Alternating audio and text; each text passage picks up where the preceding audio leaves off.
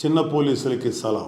పొట్ట కూటి కోసం పోలీస్ అన్నా, మా పట్టులు కొడుతున్నావా బానేసన్నా అని చాన్నాళ్ళ కిందట వేటూరు సుందరరామూర్తి గారు రాసిన పాట విన్నప్పుడు చాలా బాధ కలిగింది. బానిసన్న అనే పదం ఇబ్బంది అనిపించింది. ఎందుకంటే మా నాన్నగారు కూడా యూనిఫామ్ సర్వీస్ నుంచి వచ్చిన వాడే. కవి ఏ ఉద్దేశంతో రాశారో కానీ నేడు పులివెందుల పెత్తందారు అతని బ్యాచ్ మాత్రం పోలీసుల్ని బానిసల్లాగే చూస్తుంది. తాము చెప్పిందే జగన్ పీనల్ కోడ్ జేపీసీ. ఆ ప్రకారమే నడుచుకోవాలని తమదైన ముద్రగల బంగారు లాఠీ పట్టుకుని కాకి సోదరుల్ని వేధిస్తుంది. నిజానికి పోలీస్ శాఖలో మరి ముఖ్యంగా కానిస్టేబుల్, ఎస్ఐ, సిఐ స్థాయిలో ఉన్న వారివి థ్యాంక్లెస్ జాబ్స్. దొరగారు స్థాయిలో ఉన్న పెద్ద పోలీసులు చెప్పిన ప్రకారం చేయాల్సిందే. బందోబస్తు చేసినా, విచారణ చేసినా, ఏం చేసినా ముందుగా జనంతో మాటలు పడేది చిన్న పోలీసులే. పైవాళ్లు వారిపైన ఉన్న పెత్తందారుల నుంచి తిట్లు, చివాట్లు, పనిష్మెంట్లు తప్పవు. మనం ఇంట్లో అన్ని పండుగలు చేసుకుంటాం. న్యూ ఇయర్ సెలబ్రేషన్స్ నుంచి దీపావళి వరకు ప్రతి ఈవెంటు, పండగ మనం వదులుకోం కదా.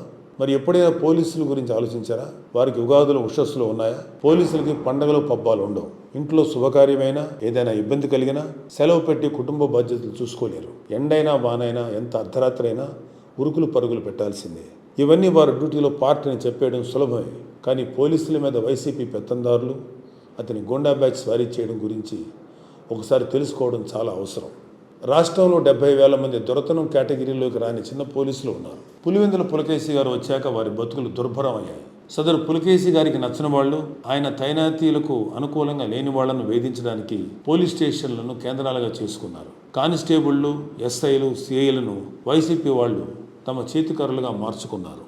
తప్పుడు కేసులు పెట్టిస్తూ, లాకప్లో చిత్రహింసలు పెట్టిస్తూ వాటి వీడియోలు లైవ్లో చూసి వికృతానందం పొందుతున్నారు వైసీపీ ఎమ్మెల్యేలు.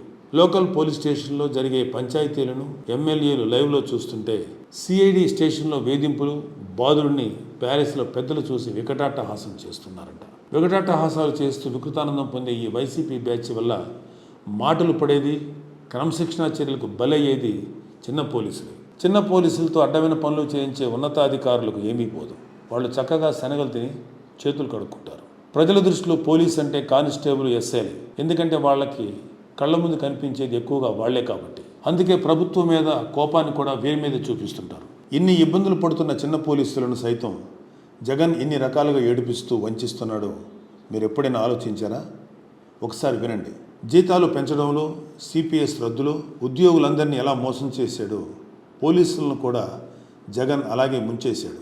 పోలీసు అన్నలు, నేను రాగానే మీ అందరికీ వారానికి ఒకరోజు సెలవు ఇచ్చేస్తాను అని తీయగా ఎన్నికలకు ముందు చెప్పాడు. మీ వీక్లీ ఆఫ్ ఫైల్ మీద సంతకం కూడా పెట్టేశానని కుర్చీలో కూర్చున్నాక చెప్పాడు. అసలు సెలవిచ్చే ఉద్దేశం ఉంటేనే కదా వీక్లీ ఆఫ్ అమలు కాలేదు. సరికదా, టైము పాడు లేకుండా డ్యూటీలు వేసి పారేస్తున్నాడు. కారణం, పోలీస్ శాఖలో ఉన్న ఖాళీ భర్తీ చేసి కొత్తగా రిక్రూట్మెంట్ చేస్తే ఉన్న పోలీసులకి వారానికి ఒకరోజు సెలవు దొరికేది. ఈ తిక్కలోడు వచ్చాక పోలీస్ రిక్రూట్మెంట్ కూడా సక్రమంగా జరగలేదు. నోటిఫికేషన్ ఇస్తాడు, కోర్టులు కేసులు వేయిస్తాడు, రిక్రూట్మెంట్ అర్ధాంతరంగా ఆగిపోతుంది. 6,500 పోలీస్ పోస్టులు భర్తీ చేసి ఉంటే ఖచ్చితంగా పోలీసులకు సెలవు పెట్టుకునే వీలు సిక్కేది. ఈ మహానుభావుడు సరిగా రిక్రూట్మెంట్ చేస్తేనే కదా. స్టాఫ్ లేరు కాబట్టి డబుల్ డ్యూటీనో, ట్రిపుల్ డ్యూటీనో చేసినా ఏం ఉపయోగం? కనీసం ప్రభుత్వం నుంచి రావాల్సిన జీతాలు టైంకు రావు. అతనికేంటి, గవర్నమెంట్ ఎంప్లాయీ 1వ తారీఖు వచ్చేసరికి జీతం వస్తుంది అని అనుకోవడానికి లేదు. ఈ వైసీపీ పాలన వచ్చాక జీతాలు రావు, డిఏ బకాయిలు ఇవ్వరు. 2018 నుంచి పెండింగ్లో ఉన్న డిఏలు పోలీసులకు ఇవ్వడం లేదు. ఒక్కో పోలీసుకి సీనియారిటీని బట్టి 2 లక్షల నుంచి 5 లక్షల వరకు డిఏ బకాయి పడ్డాడు ఈ దివాలా కోరు ముఖ్యమంత్రి. పోలీసులకి రౌండ్ ద క్లాక్ డ్యూటీ కాబట్టి వాళ్ళకు ఉన్న సెలవులను ప్రభుత్వానికి సరెండర్ చేస్తారు, వాటికి డబ్బులు ఇస్తారు. పోలీసులకు సెలవులు లేవు, వాటిని ప్రభుత్వానికి సరెండర్ చేసిన డబ్బులు ఇవ్వడం లేదు. పోలీసులు ఇదేమీ ఆఫీసులో కూర్చుని చేసే ఉద్యోగం కాదు కదా. స్టేషన్ పరిధిలోనూ ఒక్కోసారి ఎక్కడికో బందోబస్తుకో, కోర్టు పై మీద తిరుగుతూ ఉంటారు. వారికి ట్రావెలింగ్ అలవెన్స్ నెలకి 2,000 రూపాయలు ఇస్తారు. ఈ ప్రభుత్వం ఆ అలవెన్స్ను కూడా నిలిపేసింది.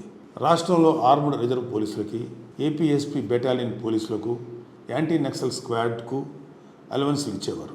మావోల ప్రభావం ఉన్న ఏజెన్సీలో వారు విధుల్లో ఉంటారు కాబట్టి బేసిక్ పేలో 15% ఇచ్చేవారు. గత ఏడాది జీవో ఇచ్చినా బేసిక్ పే ఇవ్వలేదు.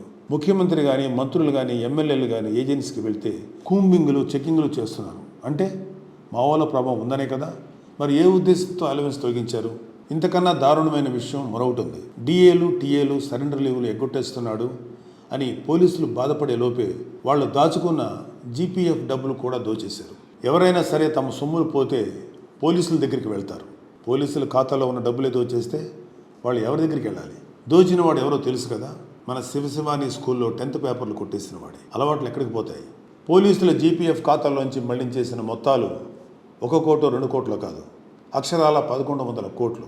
పోలీసులు తమ కుటుంబ అవసరాలకు, పిల్లల చదువులకు, పెళ్లిళ్లకు, వైద్యానికి దాచుకుంటూ ఉంటారు. ఆ మొత్తాన్ని తీసుకోవడానికి కూడా అవకాశం లేకుండా చేశారు. పోలీసులను ఆర్థికంగా ఇబ్బంది పెడుతున్న ఏలిన వారు కాకి సోదరుల ఆరోగ్యాలను కూడా కుదేలు చేస్తున్నారు. 80% మంది పోలీసులు బీపీ, షుగర్ లాంటి దీర్ఘకాలిక వ్యాధులతో బాధపడుతున్నారు. వ్యారికోస్ సమస్యలు, హృద్రోగ సంబంధిత బాధలు కూడా ఉంటున్నాయి. సిబ్బందికి తగిన వైద్య సదుపాయాలు, ఆరోగ్య శిబిరాల నిర్వహణ అనేది కూడా లేదు. ఎంప్లాయీస్ హెల్త్ కార్డులు కూడా చాలా ఆసుపత్రుల్లో చెల్లడం లేదు. అత్యవసరమైన వైద్యం చేయించుకొని బిల్లులు పెడితే కూడా డబ్బులు రావు. పోలీసుల బాధలు ఎలా ఉంటాయంటే, తమను పాలకులే దోచేసి వేధించేస్తున్నా పన్నెత్తు మాట అనలేరు. ఇదేమిటని ప్రశ్నించలేరు. ఇది అన్యాయం అని చెప్పుకోలేరు. ఇతర ఉద్యోగులు పైవారు నిలదీస్తారు. తమ సంఘాల ద్వారా ఒత్తిడి పెంచుతారు. అవసరమైతే ప్రజాస్వామ్య ధోరణిలో నిరసనలు చెప్పి సమ్మెకు సిద్ధం అవుతారు. పోలీసులకు ఆ హక్కు కూడా లేదే.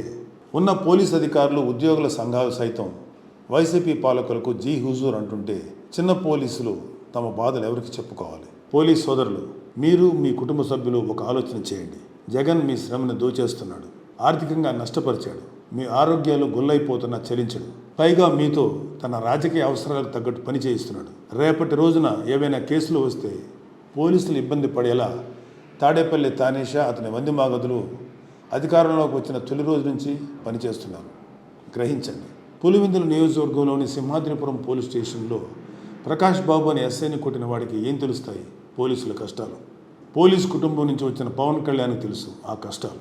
ఏ రోజైనా పోలీసులు ఇబ్బంది పెట్టేలా ఒక్క మాటని అన్నాడా? చివరికి విశాఖపట్నంలో పోలీసుల ద్వారా ప్రభుత్వం ఇబ్బంది పెట్టి హోటల్ నుంచి కదలనీయకుండా చేసినప్పుడు కూడా అధికారులతో సామరస్యంగా, మర్యాదపూర్వకంగానే మాట్లాడారు. పవన్ కళ్యాణ్ గారికి తెలుసు పోలీసులను వైసీపీ పావులుగా వాడుతుంది అని. రాబోయే కూటమి ప్రభుత్వంలో కాకి సోదరుల కష్టాలు తీర్చే బాధ్యతను తీసుకుంటాం. వారి శ్రమను దోచే పనులు చేయబోం. పోలీసులకు రావాల్సిన అలవెన్స్లు, సెలవులు వచ్చేలా చేస్తాం. వారి కుటుంబాల్లో సంతోషాలు వెల్లివిరియాలని, ఉగాదులు, ఉషస్సులు రావాలని మనస్ఫూర్తిగా కోరుకుంటూ మీ నాగబాబు, సన్ ఆఫ్ కొణిదెల వెంకట్రావు. కానిస్టేబుల్గా జీవితాన్ని ప్రారంభించి అధికారిగా రిటైర్ అయిన మా నాన్నగారిని ఈ సందర్భంలో మరోసారి తలుచుకునే అవకాశం వచ్చింది. జై జనసేన, జై హింద్. పోలీసులకి సలాం.